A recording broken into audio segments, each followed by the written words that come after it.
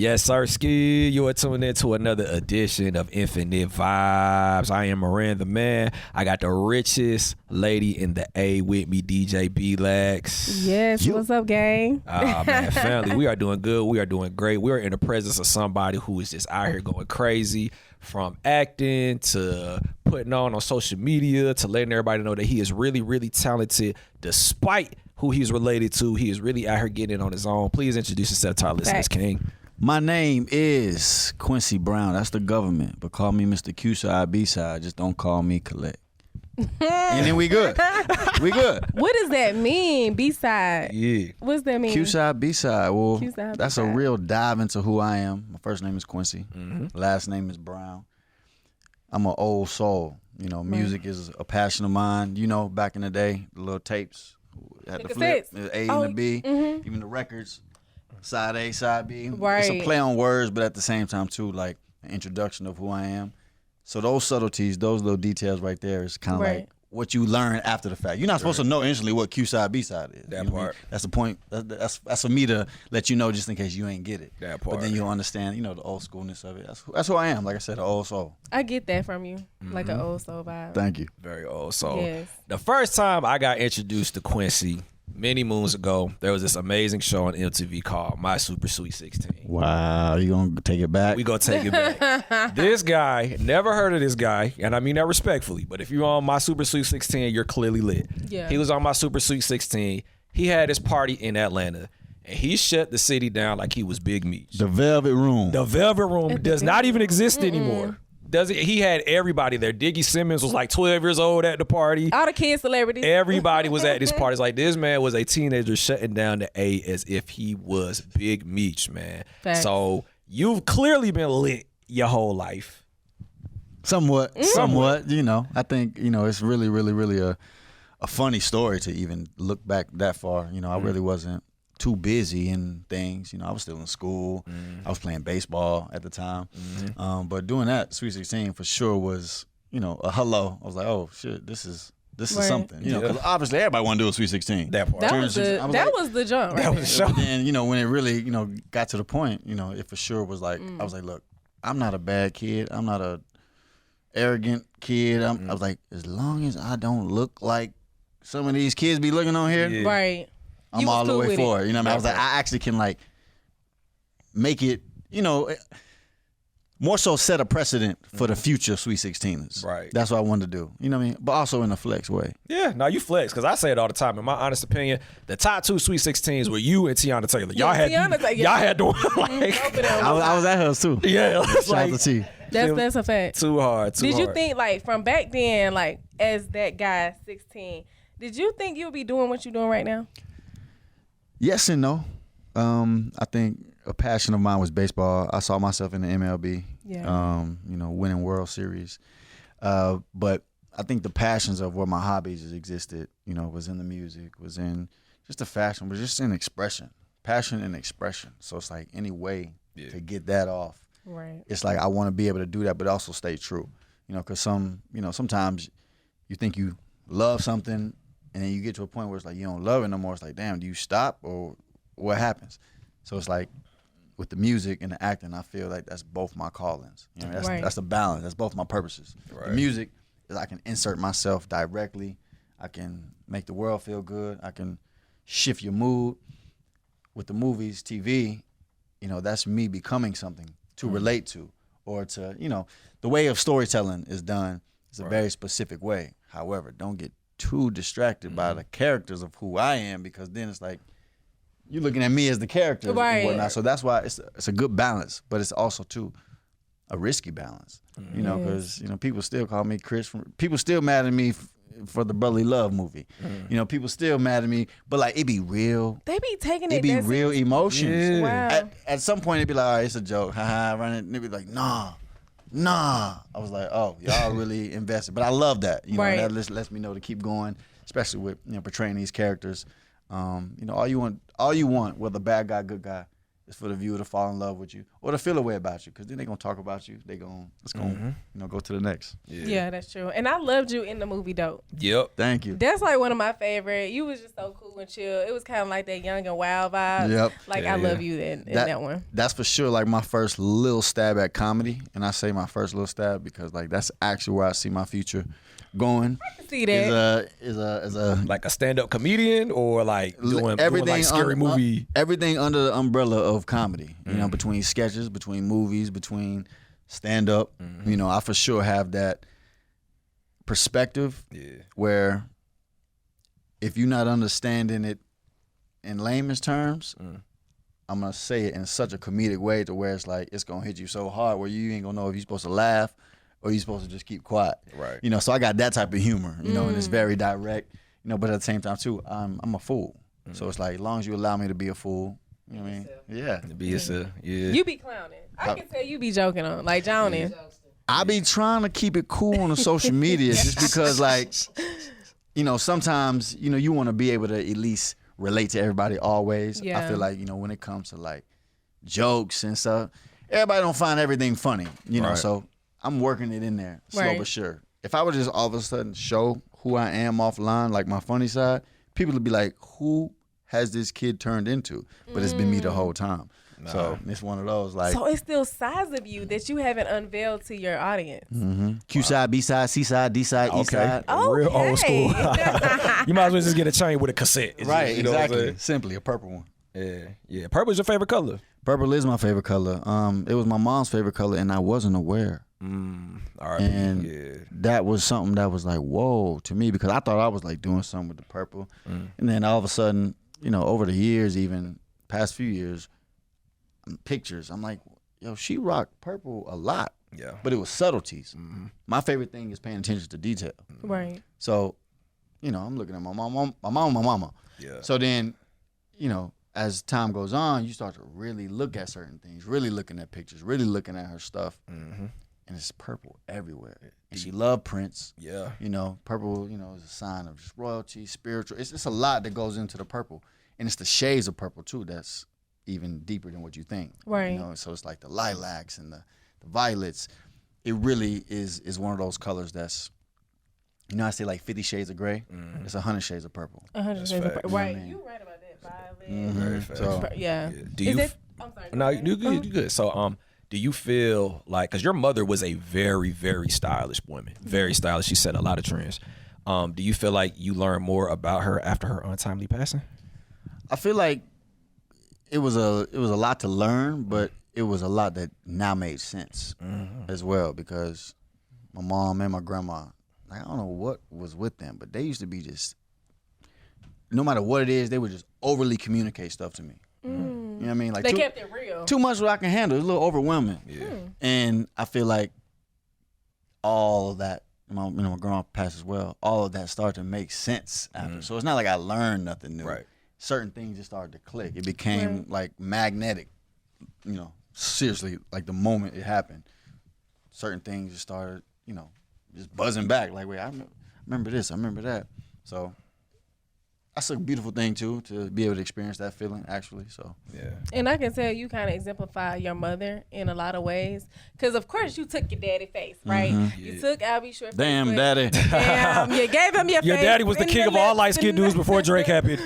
But like, how do you cope with? Because I'm sure your mom was like your best friend. Like, how do you cope with everything, knowing that you have to keep moving forward, pressing forward, and you still a human being at the end of the day, and of course God rest her soul, but I know she would want you to be, you know, progressing and doing what you do. It's the family aspect. I see what, you know, my siblings and everybody is going through. Not say going through something bad, but like I really pay attention to them. You know, I think it's all about them at this point, making sure they raise right. You know, losing a mother is probably the worst thing that can happen to anybody. Right. You know, so the fact that that happened, you know, I kind of want to instill this, like, superpower in them. Because, like, can't nothing worse happen. So, therefore, how do you now navigate and live through that and use that as special move, you know, instead of, like, you know, this is my downfall. And, you know, I feel like as a big brother, I'm also a mini daddy. Yeah. You know what I mean? So those things keep me grounded because I Right. know it ain't about me no more. Like I was living for her. It was all about her. Right. But then they skipped me, so it ain't even about me no more. It's about my siblings. Your You know what I mean? babies, So it's like it's a weird little skip that I have to actually, navigate and know what it is. Right. Yeah. That's what's up. Absolutely, because just your siblings as a whole, especially like at least with the boys, all of y'all are out here going hard. It's like King Combs has a hit record out now with Kodak Black. Your brother Justin had Can't this- stop, won't stop, Can't never stop. stop. Hey, Hey, stream hey. that. Your brother Justin had the podcast with Justin LeBoy going hard. You got your music. You got your movies that you going crazy in. Is there like sibling rivalry between y'all? Like, what is the energy like between y'all? Honestly, it's like it's three the hard way. You know what I mean? We ain't never fought. We don't never have. I think because we're so different. And I think that's the beauty in it. We are like 3 shades of colors. You know what I mean? We are like 3 characters in a show. You know what I Right. mean? It really is that. And I feel like that has helped us become closer because there was never a moment of, like you said, rivalry. Right. It was never that. And I think we teach each other more than anything. I think we ask each other. So you get advice from your little brothers. Definitely. Yeah. That's But hard. it's about just knowing their perspective. Right. So whether I'm asking for real to be asking or I'm just asking to see what your perspective is, I'm never going to not say what I have to say as the younger, because I got younger brothers. Yeah. They looking up to me. Right. You big bro. Yeah, big bro. And dad, like I said, half the time too. Exactly. So I think that's the beauty in it. We found the balance of us, and I don't know. Maybe we should try and fight. Maybe we should try and create some fights. I don't know, but we don't fight. Maybe I say have friendly fights. Like, I don't know who can pull the baddest girl. Right. You I know? don't know. I feel like Quincy is nurturing. First off, you see, he said he's a leader. Yeah. Thank you. I get that vibe from him. Be like got Quincy blessing y'all. Yeah, Be like, because my sister, you funny as hell, bro. My sister was like that for me. She was older, and it was kind of like she'll put me up on game, but I also gave her advice. She gave me advice, even though I was younger. So I just feel like that's important versus like being competitive or being jealous of, or like just being supportive of each other because y'all all different in y'all own way. And you can be in the same family, but everybody live different lives. Right. So everybody has different experiences every single day. And what all that adds up to, sometimes you need a phone a friend. Yeah. Right. Sometimes you need that escape, and just to be able to actually be there for somebody, that's just a beautiful thing too, especially when it's a brother. You know what I mean? Exactly. Yeah. Or a sister, or Just having, if you got somebody, you blessed. Male, Absolutely. female, whatever. Like brother, sister, cousin, aunt, whatever. If you got somebody in your corner, you're blessed. You gotta be. Now, my favorite show is Raising Kanan. Raising Kanan is the I shit. had to bring that up because Crown is honest. He's like young and wild too. He's shady, Very. but like, tell me how you step into this character because you go from young and wild into like maybe you might be about that like wild. You know what I'm saying? So like, how do you step into your characters when you act?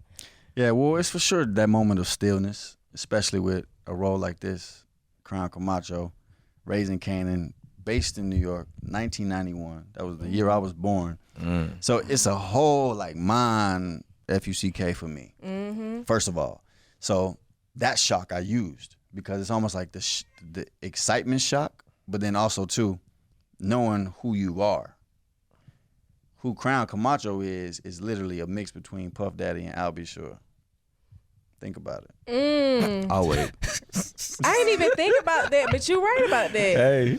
No, So facts. so Executive producer. come on. Yeah. So that was my first thing. I was like, what does that mode look like? You know what I mean? It's the mode that they both like enter in. It's crazy. Right. Like I don't know if you ever seen videos of Rodney Jerkins in the studio. Oh yeah, I have. He be Yeah, he in it. like, Yeah. that's real. Legend. That's not an act. That's not just like, so having those type of things to like pull from is helpful. And then it takes a lot of reading. And let's say you may not have a lot of lines or may not have a lot of scenes. when the lines come to you, the lines are just the lines. If you can't define that line in 3 or 4 different ways, then you don't know what you're saying. So it's like the context of the line is the research and kind of like what you're talking about. Right. You know what I mean? Because then you see some actors sometimes, they be saying stuff and you be like, I ain't believe that. I don't believe none of this, bro. You just got to check in. So sometimes you really got to dissect it, whether 3 lines, whether 30 lines. Like, what am I saying? What really am I saying? Right.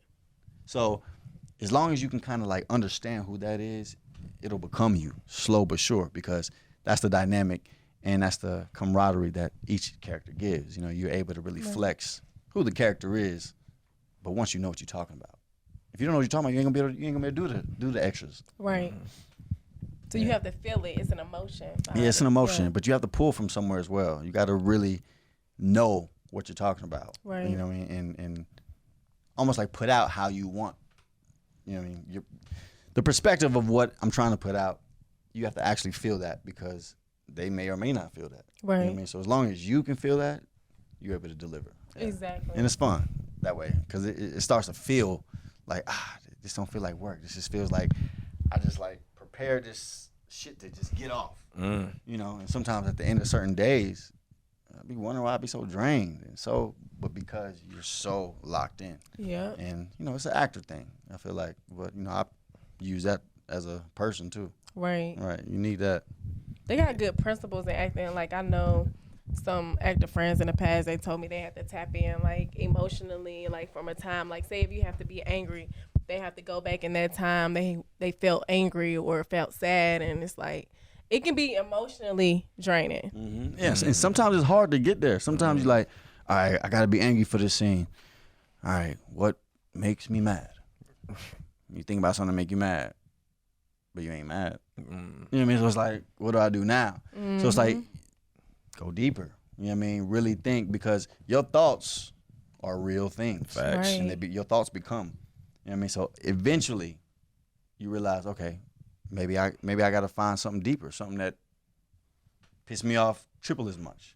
Right. You know? But then ultimately, when you start thinking about all the shit that pissed you off, now you got 4, 5, 6 things. Now you able to like feel. Now you able to, you know, get there. Some people just maybe have a poor choice, and it's like, you got to go deeper. You know, just because, that made you mad, but that ain't really turn you into a savage. Right. Exactly. Nah, that's real That's deal. facts. Because, you know, even like with acting, I forget his name, homie from that did Judas and the Black Messiah. I forget his name, Lakeith Stanfield. Yeah, he Incredible. He did He an is interview and incredible. they asked him about like his mental health after having to portray somebody so horrible. Right. So have you had a moment like that where like, wow, like I just played this fucked up person, man, I really gotta like get this energy that's not even my energy out of me. Like, I want to. I want to feel that as an actor. I mean, you know, you try things, you see what's for you, what's not for you. I really want to get deep into a character where it kind of like knocked me off my. sheesh. I do want to do that because that's an art. You know, that's an art form. You know, they have, you know, method acting, all these, you know, type of ways to get you into, you know, your character. Some actors may not need none of that. Some actors can just click, and next thing you know, they just, you know. However, one of those darker roles or whatever, it requires a lot of work, and it will mess with you. Yeah. Like, let's say you got a football career, you're bound to get injured. Yeah. Actors can get injured. It happens. You know, it happens sometimes when, you know, somebody is too much of a method actor and, you know, you can't come back from it. Right. You're almost now living with a huge piece of this character now in your everyday life. Right. And now your next character maybe having a little bit of your last character in it because you was so deep into it. Yeah. But I think those are some routes I would like to run, you know, eventually. Just to play with myself a little bit, pause. To like see, I play around, experiment to see like, is this something I can really go for? I haven't had one of those roles, haven't presented, maybe I gotta create it. So yeah, absolutely. That's powerful. So you really don't know how you're gonna get yourself out of it, but you know that's the highest of the height when it comes to that. That's like dunking in basketball. Like, you know, you do the fantastic dunk. That's the highest level of acting that you want to achieve. I just know I haven't done that yet, and I know I want to. Right. So I see it in my near future, just because I can't be the same character in every. And that's So- one thing I can say about you. Like, I don't know what the process is, but you really do a great job picking different people. Because it's like you go from somebody that's funny to somebody that we like to somebody we can't stand. It's like, is that a part of your process? Like, do you have like a checklist? Like, today I want to be this guy. Today, like what? Well, I think, to each his own, but then for me as a person specifically who I am, I have many layers. And for that to be able to bleed in the art, that's my only, thank you. I'm able to translate that. Yeah. So with acting, like you just said, that comes hand in hand when it comes to being able to be all these different people. Right. And make it believable. I look the way I look, so it's a little tough to kind of really channel into that, because then you may just be looking at Quincy. Or you may just be looking at, you know what I mean? Yeah. So that's the challenge. But that's what's so great about, movies and television. You're allowed to become somebody else. It's the only space where that's allowed. Yeah. Can't do that in life. That part. Can't. That's a fact. That's a fact. I think it's safe to say that at some point in life, we're going to see a P. Diddy movie. Yes. At some point in life, there's going to be a Diddy movie. At some point in life, there's going to be a Bad Boy movie. Who could? I'll play I'll be sure. All right. That makes no sense. Yeah. You know what I mean? I'll play I'll be sure. Jodeci, trust me, the era was there. And Christian would play his daddy or something. 'Cause Exactly. He looked like Duh. him. Yeah. Duh. See, that's hard. That's hard. That is hard. I ain't Very gonna lie. hard. Yeah. All the Very. sons in there. All the sons. That's hard. Justin to be in that thing. Yeah, right. Yeah. Sure. Exactly. Yeah, that sounds That fine. would be hard. That would be hard. So outside of acting, you are also a musician. Yes. So when it comes to music and acting, which one do you love more? I hate that question. I'm not gonna lie. Oh damn. Nah. But I'm gonna tell you why. No, I hate it in a good way. Yeah. I hate it in a good way because it's so different once I step in either field, right? So there's not one side of it that I love more because it's different fixes. The music, I insert myself. I'm able to, experiment with melodics, production, writers. It really is you in this combo. Yeah. Then served. With the movies, TV, the experiments that I'm able to do as a person allows me to translate that into my music, showcase my versatility. Yeah. All these movies and TVs, it's different characters. I said this before in the interview, but I want to keep saying it so people can understand. I'm different characters in my music. Not I'm different people, but I'm different characters. Like, you're not the same person you are today, tomorrow. Nah, no sir. That's all the characters is. It's different times, it's different places that you know what I mean, are present, which define who that character is. You know what I mean? On And one that's- song you talk about you in love.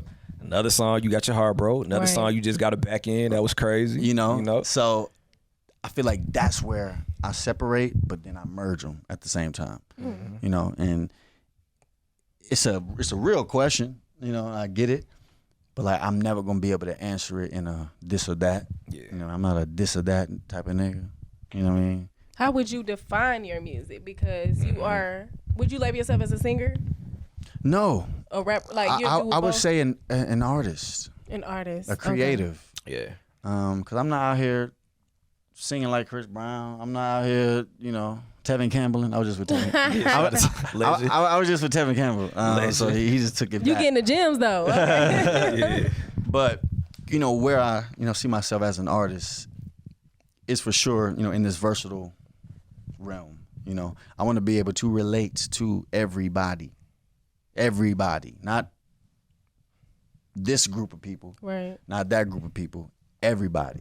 Yeah. So that's the challenge of me as an artist. That's what I'm working on. I'm working on how to touch everybody. You know what I mean? Let that be who I am, because that's who I am as a person.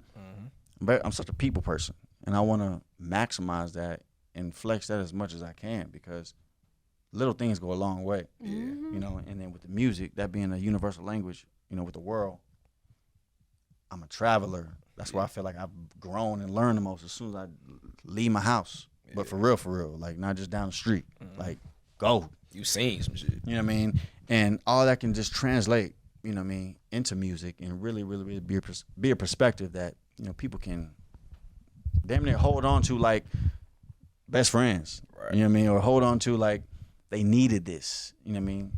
And I just want to make clear that I'm just like you, and you. Mm-hmm. I'm no different. Mm-hmm. I'm just in different scenarios. That's it right there. That's it.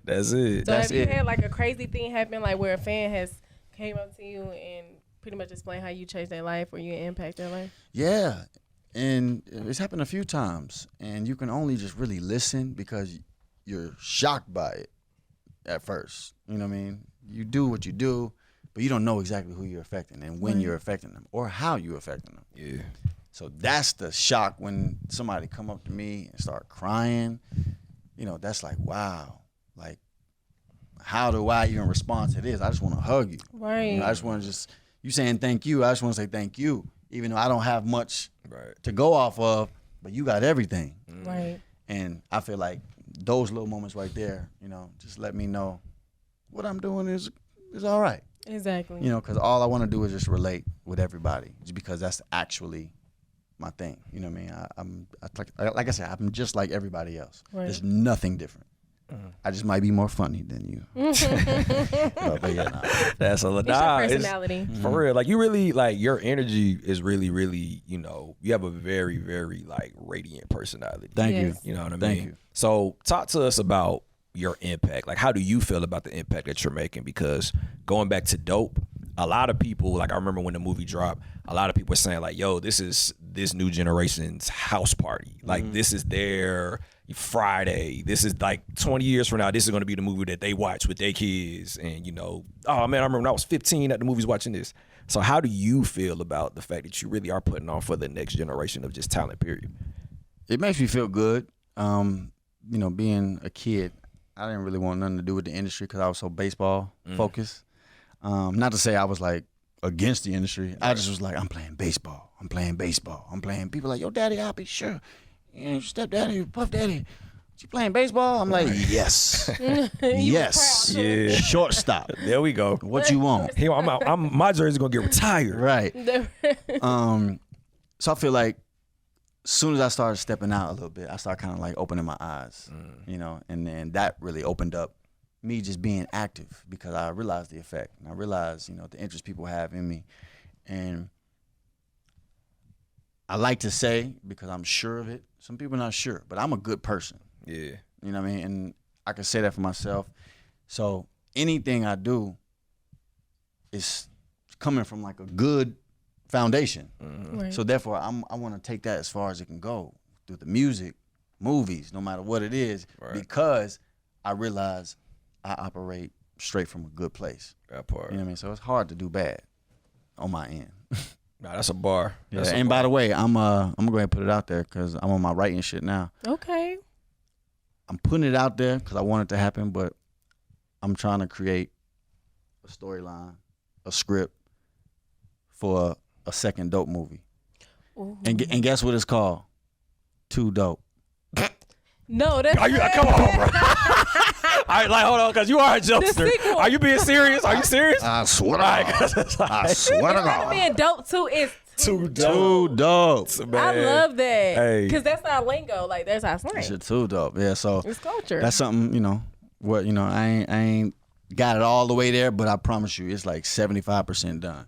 Okay. So it's like I'm about to go to Rick Famuyiwa. Shout out to Rick Famuyiwa. You know, he directed The Wood as well. You know, he directed Dope. The Wood has a new TV series out now too. Shout out to that.